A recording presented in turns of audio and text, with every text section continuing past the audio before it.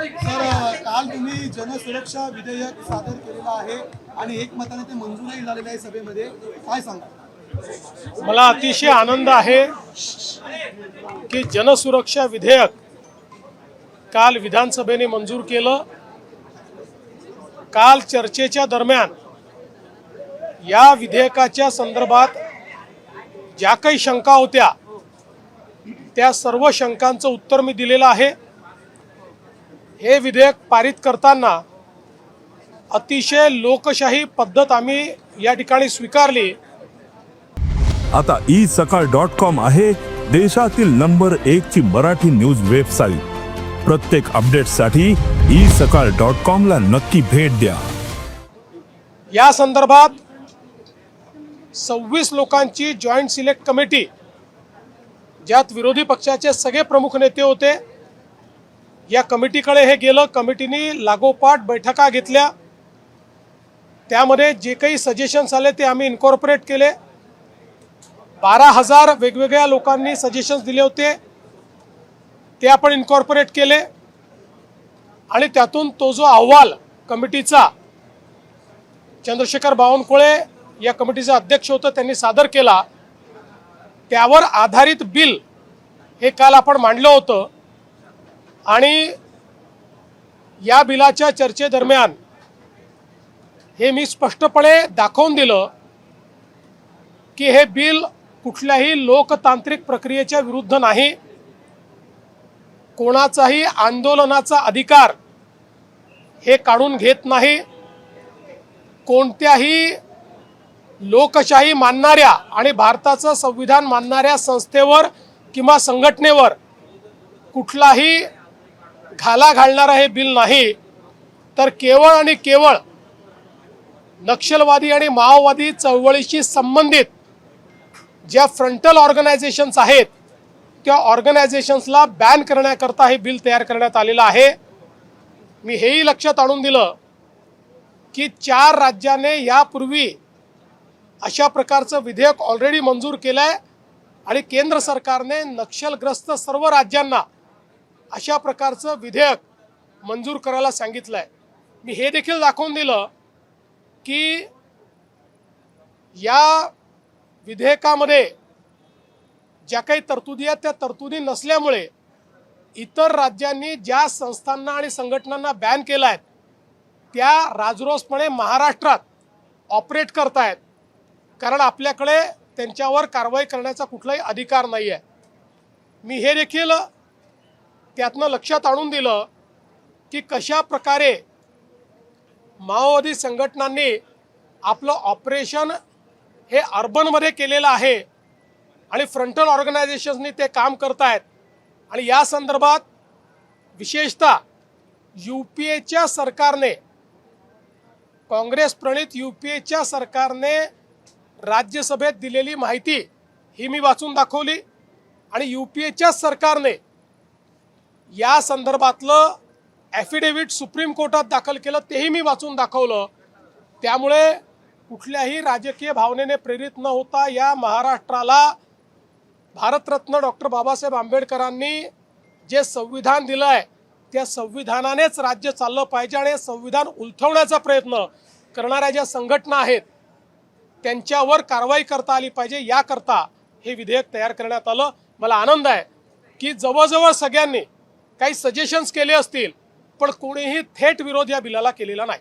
संघटना आहे ज्यांच्यावरती इतर 4 राज्यांमध्ये बंदी आहे, मात्र त्या महाराष्ट्रात कार्यरत आहेत? तशा आता 6 संघटना नजरेस आलेल्या आहेत की ज्या इतर राज्यांमध्ये बंदी आहे पण महाराष्ट्रातनं ऑपरेट करतायत आणि एकूण 64 संघटना अशा प्रकारच्या आहेत ज्या महाराष्ट्रात ऑपरेट करतायत। संजय गायकवाड प्रकरणामध्ये गृहराज्यमंत्री असं म्हणतात की आमच्याकडे कुठली तक्रार आली म्हणून आम्ही गुन्हा दाखल करू शकत नाही। हा अजब दावा नाही का? पोलीस सुमोटो ऍटलीस्ट चौकशी करू शकतात, व्हिडिओ सारखा डळडळीत पुरावा आहे आणि कायदा आणि सुव्यवस्थेचा प्रश्न उद्भवतो। निश्चित पोलिसांनी चौकशी केलीच पाहिजे, पोलीस चौकशी करतील याच्याकरता कोणी कंप्लेंट असण्याची आवश्यकता नाही आहे। त्याच्यामध्ये कॉग्निझेबल ऑफेन्स जर होत असेल तर त्या संदर्भात पोलीस योग्य कारवाई करतात।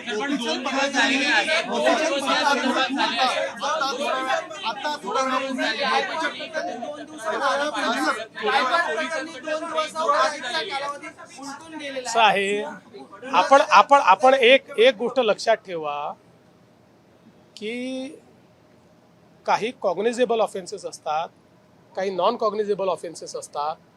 त्यामुळे त्या कॅटेगरीमध्ये या संदर्भातली कारवाई होईल. शेवटी फोर्स किती यूज केलाय याच्या आधारावर तो ऑफेन्स ठरतो. पोलिसांना कारवाई करू द्या, योग्य कारवाई करते. त्यांनी थोड्या वेळापूर्वी विधान भवनामध्ये विषारी दूध कसं तयार होतं ह्याचा फॉर्म्युला दाखवला. 1 लिटर दुधापासून 10 लिटर दूध, तर त्यामध्ये जे केमिकल वापरले जातात ते केमिकल पावडर आपल्याला इस्लामपुरामध्ये आढळले. आणि हे सामान्य शेतकऱ्याकडून सुरू होत नाही, तर यामध्ये काही बलाढ्य नेते आहेत, त्यांचे दूध संघ आहे, त्या ठिकाणी या प्रकारचं दूध तयार केलं जातं. काय कारवाई होईल? असं आहे की गोपीचंद पडळकरांनी अतिशय गंभीर अशा मुद्द्याकडे लक्ष वेधलेलं आहे आणि निश्चितपणे या दुधाच्या माध्यमातून जर लोकांना विष पाजण्याचा प्रयत्न होत असेल तर हे सहन करण्याचं कारणच नाही. या संदर्भात मी स्वतः जो आपला फूड अँड ड्रग्स विभाग आहे, जो आरोग्य विभाग आहे, अशा सगळ्या संबंधित विभागाची एक बैठक घेणार आहे आणि एक धडक कारवाई या संदर्भातली आम्ही करणार आहोत. कायदा कडक करण्यासंदर्भात पावलं उचलले जाणार आहेत का? आवश्यकता असेल तर ती पावलं उचलली जातील, कायदा कडक केला जाईल. मुझे बहुत संतोष है कि अर्बन माओवाद के खिलाफ जन सुरक्षा विधेयक हमने कल पास किया है.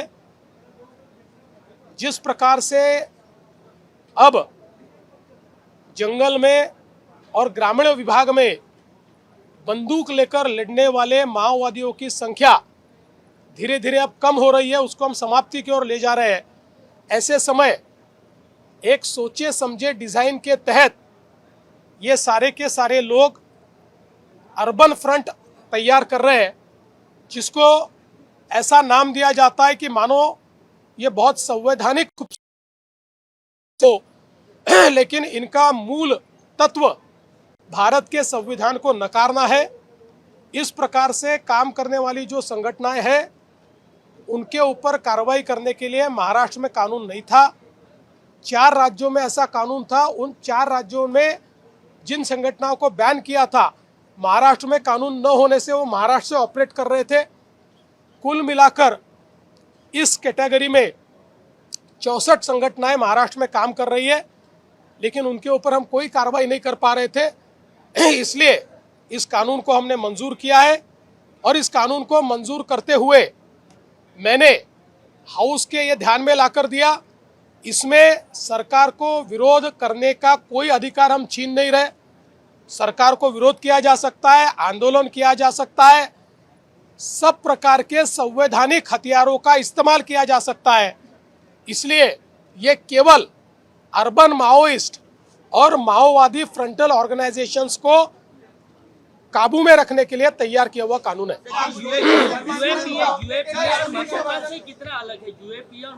देखिए, यूएपीए मूल रूप से जब तक उसमें टेरर एलिमेंट नहीं आता तब तक यूएपीए लागू नहीं होता.